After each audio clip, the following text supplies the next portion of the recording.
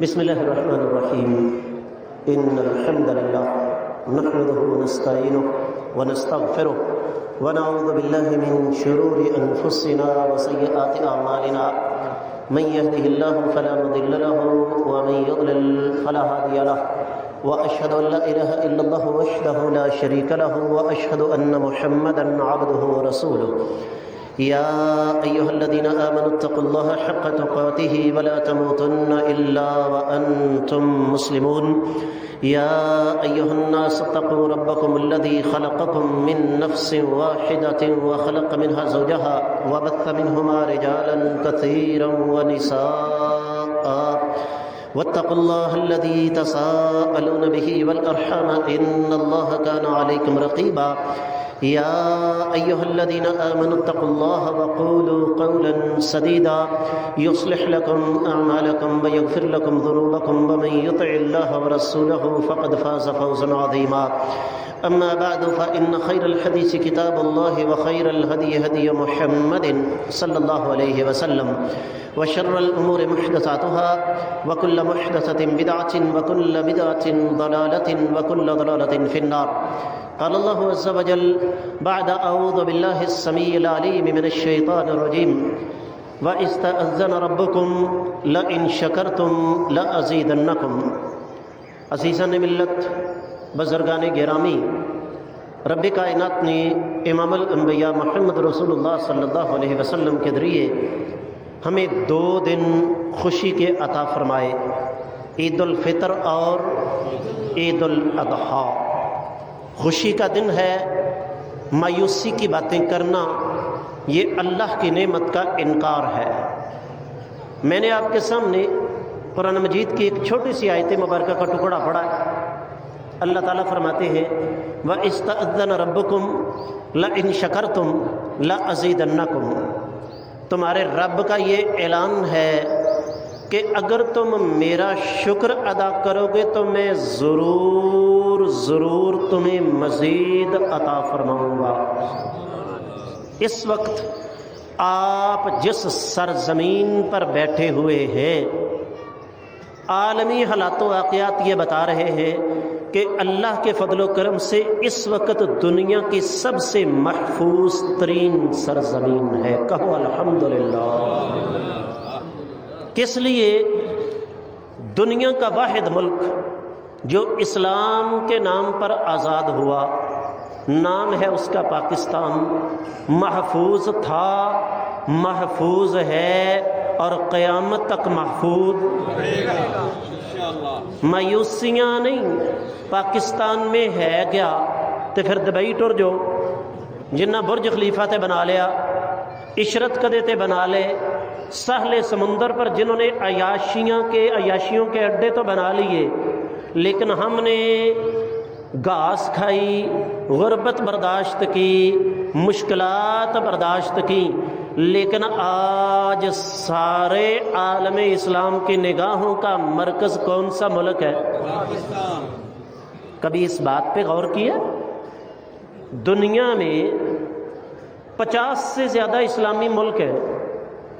سعودی بدو پاگل نہیں کہ وہ دفاع کا معاہدہ صرف ایک ملک کے ساتھ کر رہے ہیں. ہمارے افغانی بھائی سوچ سمجھ سے آری ہو چکے ہیں. یہ جو ہمیں سبق پڑھایا جاتا ہے نا، وہ جی افغانیوں نے 2 سپر پاور کا رخ موڑ دیا. وہ 2 سپر پاور کا رخ انہوں نے نہیں موڑا، وہ آپ نے موڑا ہے. میں ذاتی طور پر افغانستان جا چکا ہوں. پاکستانیوں، اللہ کی قسم اٹھا کے کہتا ہوں، ہم ساری رات سجدے میں پڑے رہے اللہ تعالیٰ کا شکر ادا نہیں کر سکتے. ایک چھوٹا سا واقعہ، ایک بہت بڑی شخصیت گزری ہے، نام نہیں یہاں لوں گا. بیت اللہ کا طواف کر رہے تھے تو طواف کرتے کرتے ان کی نظر پڑی ایک فلسطینی پر. پرانی بات ہے. اب فلسطینی بیچارہ دیکھنے میں نظر آ جاتا ہے، بیچارہ مسکین، چہرے پہ مسکینی طاری ہے، تو وہ رو کر بیت اللہ کا طواف کرتے ہوئے دعائیں کر رہا ہے. اب اس کیفیت کو یہاں بیان نہیں کیا جا سکتا. بیت اللہ کا طواف کرتے جو کیفیت بندے پر طاری ہوتی ہے، دل میں سوچا شاید دعا کر رہا تھا یا اللہ فلسطین کو آزادی دے، یا اللہ یہودیوں کو تباہ و برباد فرما۔ کہتے ہیں میں نزدیک گیا تو فلسطینی دعا کر رہا تھا یا اللہ پاکستان کو کامیابی عطا فرما، یا اللہ پاکستان کو ترقی عطا فرما۔ کہتا ہے جی تو نہیں چاہا، توجہ میری طرف، جی تو نہیں چاہا کہ رابطہ قائم ہے اس کو توڑا جا سکے، لیکن نہ رہ سکا۔ میں نے کندھے پہ ہاتھ رکھا، میں نے کہا میرے فلسطینی بھائی میرے لیے دعا کرے کشمیر کا مسلمان۔ بات کچھ سمجھ میں آتی ہے کیونکہ کشمیر کے ساتھ میری سرحد لگتی ہے۔ میرے لیے دعا کرے انڈیا کا مسلمان کیونکہ میری سرحد لگتی ہے۔ میرے لیے دعا کرے افغانستان کا مسلمان، ایران کا مسلمان۔ بات کچھ سمجھ میں آتی ہے۔ تیرے فلسطین اور میرے پاکستان کے درمیان تو کئی ملک حائل ہیں، تم پاکستان کے لیے دعا کیوں کر رہے ہو؟ اس نے کہا وہ بولے پاکستانی جا کے اپنی قوم کو یہ سبق پڑھا دے کہ فلسطین کا بچہ اس بات پر یقین رکھتا ہے کہ فلسطین آزاد ہوگا، انشاءاللہ کہہ دو فلسطین آزاد ہوگا، لیکن اسے آزاد کرنے کے لیے اگر قافلے آئیں گے تو پاکستان سے ہی آئیں گے۔ میں زیادہ وقت آپ کا نہیں لینا چاہتا کیونکہ میری عادت ہے میں بات مختصر کیا کرتا ہوں۔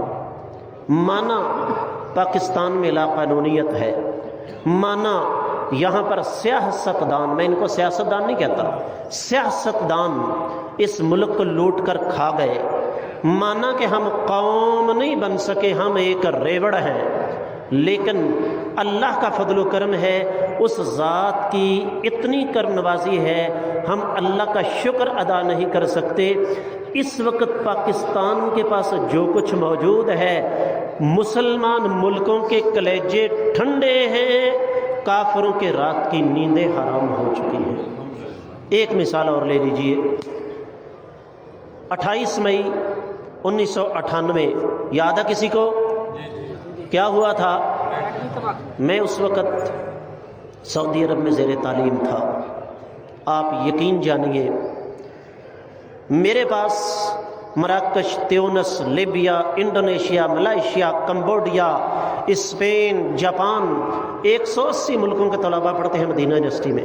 لائن لگ گئی، سارے آ کے جفیاں لگا رہے ہیں اور زبان پر ایک جملہ ہے، مبروک مبروک بقنبلۃ نبویہ الاسلامیہ، اور پاکستانی بھائی تجھے اسلامی ایٹم بم مبارک ہو۔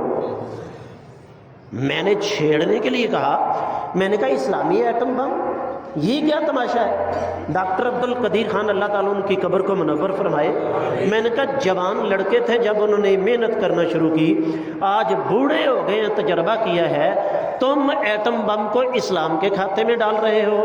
سارے کہنے لگے آپ سوچ بھی نہیں سکتے کہ یہاں سے لاہور سے انڈونیشیا جکارتا کی فلائٹ 11 گھنٹے کی ہے، اتنی ہے نا بھائیو، تقریباً 11 گھنٹے لگ جاتے ہیں۔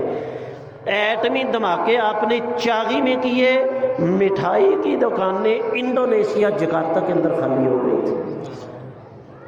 اس لیے میں آخری گزارش یہ کرنا چاہوں گا، بہت کچھ ہے دماغ میں لیکن میرے سامنے گھڑی ہے، میں نے ٹائمر لگایا ہوا ہے، میں اپنی گفتگو 10 منٹ سے اوپر نہیں جانے دوں گا، 9واں منٹ پورا ہونے والا ہے۔ اپنے محافظ اداروں پر اعتماد رکھیے، اتفاق اور اتحاد کو برقرار رکھیے۔ رب کائنات نے آپ کو وہ جذبہ عطا فرمایا ہے جو دنیا کی کسی قوم کے پاس نہیں۔ سڑک پر ڈرائیور چلتا ہے، گاڑی نہیں چلتی، فضاؤں میں جہاز نہیں لڑتے، پائلٹ لڑتے ہیں۔ ہم سے بہتر پائلٹ دنیا کے، ہم سے بہتر جہاز دنیا کے پاس موجود ہوں گے لیکن پائلٹ ایسے کسی کے پاس موجود۔ اتفاق اور اتحاد کو برقرار رکھیے، اپنے محافظوں پر اعتماد کیجیے۔ ریاست کی پالیسی پالیسی کو فالو کیجئے، انتشار سے بچیے، اتفاق اور اتحاد کو قائم رکھیے، اللہ تعالیٰ کا شکر ادا کیجئے۔ جنگ کے ایام ہیں، ہم نے سکون کے ساتھ سحری کی، سکون کے ساتھ افطاری کی، سکون کے ساتھ عید پڑھ رہے ہیں۔ جائیے جا کر پوچھئے اماراتیوں سے، قطریوں سے، مسقط والوں سے، ان کا حال کیا ہے۔ اللہ کی بارگاہ میں دعا ہے جو میں نے مختصر بات کی ہے، اللہ ہمیں اس پر غور و فکر کرنے کی توفیق عطا فرمائے۔ وما علی الا البلاغ المبین۔